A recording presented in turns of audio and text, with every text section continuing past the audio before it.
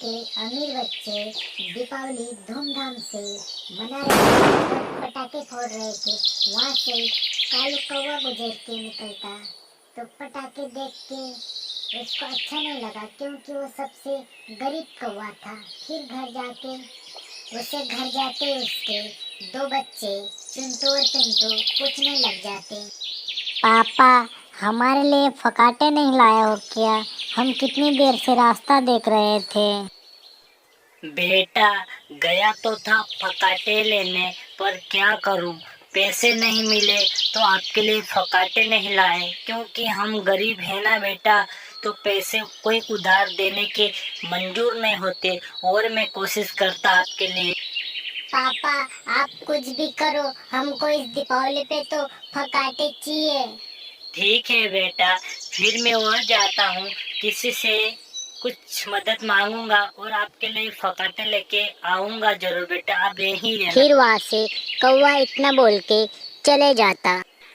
फिर कालू कौवा सबसे महंगे दुकान पे चले जाता और अमीर आदमी कबूतर की दुकान पे चले जाता। बोलो कालू कौवा, क्या लेना है आपको? पकाटे खरीदना है क्या? हाँ सेठ जी, आया तो हूँ फकाटे खरीदने, लेकिन इस बार सेठ जी मुझे उधार फकाटे चाहिए। कालू कौवा, मैं उधार पकाटे नहीं दे सकता, इस बार बहुत महंगाई बढ़ गई। सेठ जी दे दो ना, मैं फकाटे नहीं ले जाऊंगा तो मेरे बच्चे निराश हो जाएंगे और दीपावली नहीं मना पाएंगे और रोएंगे बहुत, इसलिए दे दो, मैं 2-4 रोज में पैसे मैं लौटा दूंगा आपको। सेठ जी, आपके पास बहुत उम्मीद लेके आया हूँ कि आप मना नहीं करोगे करके, तो दे दो, मेरे बच्चे की तरफ देखो आप। ठीक है कालू कौवा, मैं देता हूँ आपको, लेकिन पैसे सही समय पे वापस लौटा देना। फिर कालू कौवा फिर वहां से फकाटे लेके चले जाता घर की ओर। गांव के सबसे अमीर बच्चे कबूतर के जिग्गू और पिग्गू मस्त रास्ते में दीपावली मना रहे थे। उन्हें कौवा देख के कौवा को भी अच्छा लगा, क्योंकि वो भी पकाटे खरीद के लिए आया था। फिर उसके घर पहुंचा वो। फिर उसके बच्चे खुश हुए देख के पकाटे। देखो बेटा, मैं तुम्हारे लिए पकाटे ले आया, अब तो खुश हो गए ना। हाँ पापा, अब तो हम खुश हो गए। अब तो हम पड़ोसी के घर के पास में जाके बहुत पटाखे फोड़ेंगे। उसके बच्चे हमारे घर के पास में आके फोड़ रहे थे, अब हम भी फोड़ेंगे पापा पटाखे। नहीं बेटा, किसी के घर के पास में जाके फकाटे नहीं फोड़ना चाहिए। क्यों पापा, ऐसा क्यों है? कबूतर के अंकल के बेटे तो हमारे घर के पास में आके फोड़ते, तो हम क्यों नहीं फोड़ सकते? बेटा, फकाटे फोड़ने के चक्कर में किसी का घर जल जाता, कोई ध्यान नहीं रखता, और हम गरीब है तो हम उनका नुकसान भर नहीं पाते, इसलिए किसी के घर के पास नहीं, अपने घर के आंगन में फोड़ना चाहिए फकाटे।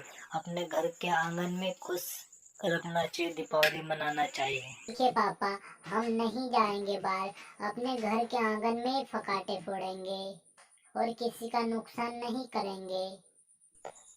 फिर जाओ बच्चों, अपने आंगन में बाहर और दीपावली की खुशियां मनाओ। फिर क्या, चिंटू और पिंटू अब पटाखे लेके चले जाते अपने घर के आंगन में, निकल जाते घर से बाहर।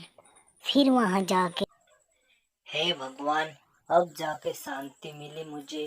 अब फकाटे तो लाके दे दिया, पर अब वापिस आके बच्चे खाना मांगेंगे तो अब कहाँ से लाके दूंगा। हे भगवान, मुझे इतना गरीब क्यों जन्म दिया, जो मेरे पास खाने के लिए कुछ भी नहीं है।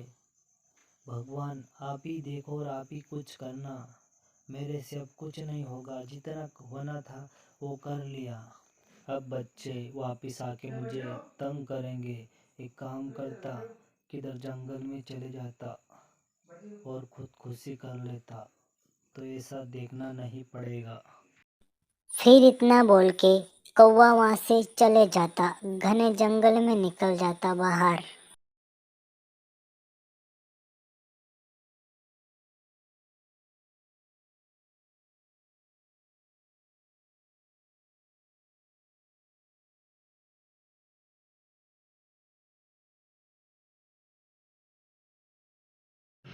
हे भगवान, अब तू ही कुछ कर। मैं तो अब घर छोड़ के चले आया हूँ, अब मुझे नहीं जाना वापस।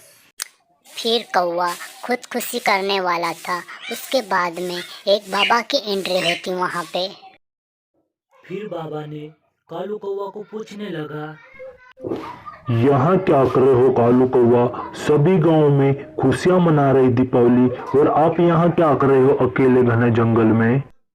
क्या करो बाबा, दीपावली मना नहीं सकता, इतना गरीब जन्म दिया कि कुछ भी नहीं कर सकता, इसलिए मैं खुदकुशी करने के लिए यहाँ आके बैठा हूँ। नहीं कालू कौवा, ऐसा नहीं करना।